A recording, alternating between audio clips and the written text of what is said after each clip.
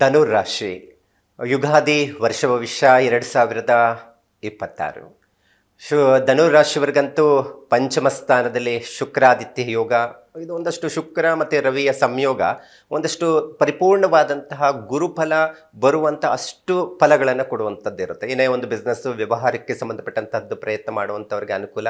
ಮತ್ತು ಜೂನಿಂದ ಮತ್ತು ಜುಲೈವರೆಗೂ ಸಹ ನಾವು ನೋಡೋಕೆ ಹೋದರೆ ಏಪ್ರಿಲ್ಲು ಮತ್ತು ಜೂನು ಈ ಥರ ಆಸುಪಾಸುಗಳಲ್ಲಿ ಒಂದಷ್ಟು ಬಿಸ್ನೆಸ್ ವಿಚಾರದಲ್ಲಿ ಸ್ವಂತ ವ್ಯವಹಾರದಲ್ಲಿ ಉತ್ತಮವಾಗಿರುತ್ತೆ.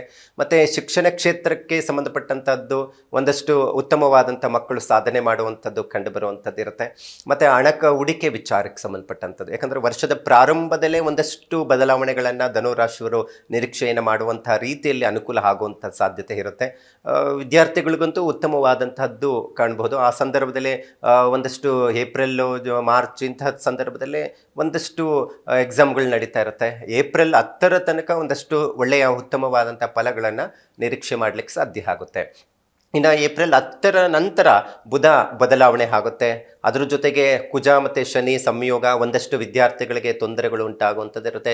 ಏನಾದರೂ ವಿದೇಶಕ್ಕೆ ಸಂಬಂಧಪಟ್ಟಂತಹ ಎಜುಕೇಷನ್ ವಿಚಾರದಲ್ಲಿ ಒಂದಷ್ಟು ಸಮಸ್ಯೆಗಳು, ಮತ್ತು ಮಕ್ಕಳು ಓದೋದ್ರ ಬಗ್ಗೆ ಸ್ವಲ್ಪ ಕಾಳಜಿ ಕಡಿಮೆ ಮಾಡುವಂಥದ್ದು ಇರುತ್ತೆ.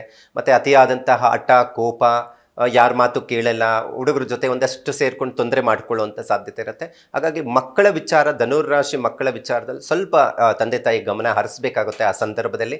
ಇನ್ನು ಮೇ 11 ನಂತರ ಕುಜ ಮೇಷರಾಶಿಗೆ ಪ್ರವೇಶ ಮಾಡಿದಾಗ ಅದು ಪಂಚಮ ಸ್ಥಾನವಾಗಿರುತ್ತೆ. ಭೂಮಿಯಿಂದ ಲಾಭ, ಹೊಸ ಮನೆ ಖರೀದಿ ಮಾಡುವಂತಹ ಸಾಧ್ಯತೆಗಳು ಕಂಡುಬರುತ್ತೆ. ಮತ್ತು ಅದರ ಜೊತೆಗೆ ಒಂದಷ್ಟು ಕಟ್ಟಡ ನಿರ್ಮಾಣ ವಿಚಾರದಲ್ಲಿ ಇರುವಂಥವ್ರಿಗೆ ಉತ್ತಮವಾದಂತಹ ಲಾಭ, ಮತ್ತು ಹೊಸ ಮನೆ ಕಟ್ಟಡವನ್ನು ಕಟ್ಟುವಂಥದ್ದು ಕಂಡುಬರುತ್ತೆ. ಇನ್ನು ಜೂನ್ 1ರಲ್ಲಿ ಗುರು ಬದಲಾವಣೆ, ಅಷ್ಟಮ ಸ್ಥಾನಕ್ಕೆ ಬದಲಾವಣೆ ಆಗುವಂಥದ್ದಿರುತ್ತೆ. ಜೂನ್ವರೆಗೂ ಸಹ ಯಾವುದೇ ರೀತಿಯಾದಂತಹದ್ದು ಸಮಸ್ಯೆ ಇರೋಲ್ಲ. ಸಪ್ತಮ ಸ್ಥಾನಕ್ಕೆ ಅಂತ ಹೇಳಿದ್ರೆ ಸಂಪೂರ್ಣವಾದಂಥ ಗುರುಬಲ ಇರುತ್ತೆ. ಯಾವಾಗ ಅಷ್ಟಮ ಸ್ಥಾನಕ್ಕೆ ಗುರು ಪರಮೋಚ್ಚ ಸ್ಥಾನಕ್ಕೆ ಹೋಗ್ತಾರೋ ಗುರುಬಲ ಕಳ್ಕೊಳ್ಳುವಂಥದ್ದು ಇರುತ್ತೆ. ಆ ಸಂದರ್ಭದಲ್ಲಿ ನಿಧಾನವಾಗಿ ವ್ಯವಹಾರದಲ್ಲಿ ತೊಂದರೆಗಳಾಗುವಂಥದ್ದಿರುತ್ತೆ. ಹಾಗಾಗಿ ಏಕೋ ವ್ಯಾಪಾರ ಸರಿಯಾಗಿ ಆಗ್ತಾ ಇಲ್ಲ ಅಥವಾ ಬಿಸ್ನೆಸ್ ಸರಿಯಾಗಿ ಆಗ್ತಾ ಇಲ್ಲ, ಈ ಥರದ್ದು ಒಂದಷ್ಟು ಸಮಸ್ಯೆಗಳು ಬಂದರೆ ಒಂದಷ್ಟು ಜನಗಳಿಗೆ ಬರಬೇಕಾಗಿರೋ ಹಣ ಸರಿಯಾದಂಥ ಸಮಯಕ್ಕೆ ಬರೋದಿಲ್ಲ. ಒಂದಷ್ಟು ಕೆಲಸ ಕಾರ್ಯಗಳಲ್ಲಿ ತೊಂದರೆಗಳು ಉಂಟಾಗುವಂಥದ್ದು, ಹೆಚ್ಚು ಧನ ನಷ್ಟ ಉಂಟಾಗೋದು, ಮತ್ತು ಒಂದಷ್ಟು ಆರೋಗ್ಯದ ಮೇಲೆ ಪರಿಣಾಮ ಬೀಳುವಂಥದ್ದಿರುತ್ತೆ. ಬಹಳಷ್ಟು ಆರೋಗ್ಯದ ಬಗ್ಗೆಯೂ ಹೆಚ್ಚು ಗಮನ ಹರಿಸಬೇಕಾಗುತ್ತೆ. ಈ ಥರ ಸಣ್ಣ ಪುಟ್ಟ ವಿಚಾರದಲ್ಲಿ ಸಮಸ್ಯೆಗಳು ಹೆಚ್ಚಾಗಿ ಕಾಡುವಂಥದ್ದು ಕಂಡುಬರುತ್ತೆ. ಇನ್ನು ಕೆಲವು ಒಂದಷ್ಟು ಮಾನಸಿಕ ಒತ್ತಡಗಳನ್ನು ಸಹ ಉಂಟಾಗುವಂಥದ್ದಿರುತ್ತೆ. ಇನ್ನು ಜುಲೈ ನಂತರ ಶುಕ್ರಕೇತು ಸಂಯೋಗ, ಒಂದಷ್ಟು ಆಧ್ಯಾತ್ಮಿಕ ಕಾರ್ಯಕ್ರಮಗಳ ವಿಚಾರದಲ್ಲಿ ಭಾಗವಹಿಸುವಂಥ ಸಾಧ್ಯತೆಗಳು ಹೆಚ್ಚಾಗಿರುತ್ತೆ ಈ ಸಂದರ್ಭದಲ್ಲಿ. ಸೆಪ್ಟೆಂಬರ್ 18ರಂದು ಕುಜ ನೀಚ ಸ್ಥಾನಕ್ಕೆ ಕರ್ಕಾಟಕ ರಾಶಿಗೆ ಪ್ರವೇಶ ಮಾಡ್ತಾರೆ. ಗುರು ಪರಮೋಚ್ಚ ಸ್ಥಾನದ ಜೊತೆ ಸಂಯೋಗ ಆದಂಥ ಸಂದರ್ಭದಲ್ಲಿ ಒಂದಷ್ಟು ಆಸ್ತಿ ವಿಚಾರದಲ್ಲಿ ಸಮಸ್ಯೆಗಳು ಉಂಟಾಗುವಂಥ ಸಾಧ್ಯತೆಗಳು ಇರುತ್ತೆ. ಸ್ವಲ್ಪ ಆ ಸಂದರ್ಭದಲ್ಲಿ ಎಚ್ಚರಿಕೆ ವಹಿಸಬೇಕಾಗುತ್ತೆ. ಕರ್ಮಸ್ಥಾನ ಅಧಿಪತಿ ಆಗಿದ್ದಂತಹದ್ದಾಗ್ಬೋದು, ಅಥವಾ ಕರ್ಮಸ್ಥಾನದಲ್ಲಿ ಒಂದಷ್ಟು ಸಮಸ್ಯೆಗಳು ಉಂಟಾಗುವಂಥದ್ದು ಇರುತ್ತೆ, ಅಂದರೆ ಉದ್ಯೋಗಕ್ಕೆ ಸಂಬಂಧಪಟ್ಟಂಥದ್ದು. ಮತ್ತು ಅದರ ಜೊತೆಗೆ ಡಿಸೆಂಬರ್ 5ರ ನಂತರ ರಾಹು ಮತ್ತು ಕೇತು ಬದಲಾವಣೆಯಿಂದ ಒಂದಷ್ಟು ಸಮಸ್ಯೆಗಳು ಎದುರಾಗಬಹುದು. ಯಾಕಂತ ಹೇಳಿದ್ರೆ ದ್ವಿತೀಯ ಸ್ಥಾನಕ್ಕೆ ರಾಹು ಕುಟುಂಬ ಸ್ಥಾನಕ್ಕೆ ಬದಲಾವಣೆ ಆಗುವಂಥದ್ದು ಇರುತ್ತೆ. ಒಂದಷ್ಟು ಸಹೋದರ ಅಥವಾ ಸಹೋದರ ಜೊತೆ ಒಂದಷ್ಟು ಭೂಮಿ ವಿಚಾರದಲ್ಲಿ ವ್ಯಾಜ್ಯಗಳು ಉಂಟಾಗುವಂತಹ ಸಾಧ್ಯತೆ ಇರುತ್ತೆ. ಈ ಸಂದರ್ಭದಲ್ಲಿ ಬಹಳ ಎಚ್ಚರಿಕೆ ಅಗತ್ಯ ಇದೆ. ಇನ್ನು ರಿಯಲ್ ಎಸ್ಟೇಟ್ ವ್ಯವಹಾರದಲ್ಲಿ ಇರುವಂಥವ್ರಿಗೆ ಒಂದಷ್ಟು ಲಾಭವನ್ನು ಸಹ ನಿರೀಕ್ಷೆಯನ್ನು ಮಾಡಬಹುದಾಗಿದೆ. ಇನ್ನು 8ನೇ ಮನೆಯಲ್ಲಿ ಕೇತು ಸಂಚರಿಸುವುದರಿಂದ ಒಂದಷ್ಟು ತಂದೆ ಅಥವಾ ತಾಯಿ ವಿಚಾರಕ್ಕೆ ಸಂಬಂಧಪಟ್ಟಂತಹದ್ದು, ಒಂದಷ್ಟು ಆರೋಗ್ಯದ ವಿಚಾರದಲ್ಲಿ ಏರುಪೇರು ಆಗುವಂಥ ಸಾಧ್ಯತೆಗಳು ಕಂಡುಬರುತ್ತೆ. ಇನ್ನು ಅದರ ಜೊತೆಗೆ ಒಂದಷ್ಟು ಮನಸ್ತಾಪಗಳು ಸಹ ಉಂಟಾಗುವಂಥದ್ದಿರುತ್ತೆ.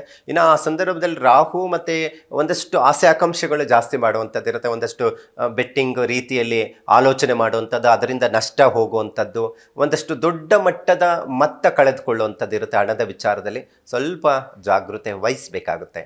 ನಂತರ 2027 ವರ್ಷದ ಪ್ರಾರಂಭದಲ್ಲೇ ಪಿತ್ರಾರ್ಜಿತ ಆಸ್ತಿ ವಿಚಾರಕ್ಕೆ ಸಂಬಂಧಪಟ್ಟಂಥದ್ದು ಏನೆಲ್ಲ ಸಮಸ್ಯೆಗಳಿತ್ತು, ಅಥವಾ ಅಣ್ಣ ತಮ್ಮಂದರ ನಡುವೆ ಒಂದಷ್ಟು ಬಾಂಧವ್ಯತೆಯಿಂದ ಇಲ್ದಿರ ಸಮಸ್ಯೆ ಅನುಭವಿಸಿರುವಂಥದ್ದು ಇರಬಹುದು. ಇವೆಲ್ಲ ಒಂದು ಹಂತವಾಗಿ ಸರಿಹೋಗುವಂಥ ಸಾಧ್ಯತೆಗಳು ಇರುತ್ತೆ.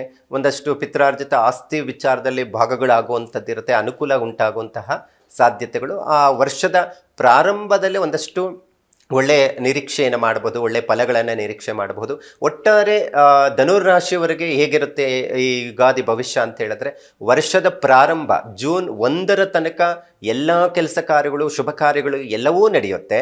ನಂತರ ಜೂನ್ 1ನೇ ತಾರೀಕು ನಂತರ ಏನಾಗುತ್ತೆ, ಒಂದಷ್ಟು ಬದಲಾವಣೆಗಳಿಂದ ಗುರು ಗ್ರಹ ಬದಲಾವಣೆ ಆಗಬಹುದು, ಅಥವಾ ಒಂದಷ್ಟು ಗ್ರಹಗಳ ಬದಲಾವಣೆ, ಒಂದಷ್ಟು ಏರುಪೇರುಗಳು ಉಂಟಾಗುವಂಥದ್ದಿರುತ್ತೆ.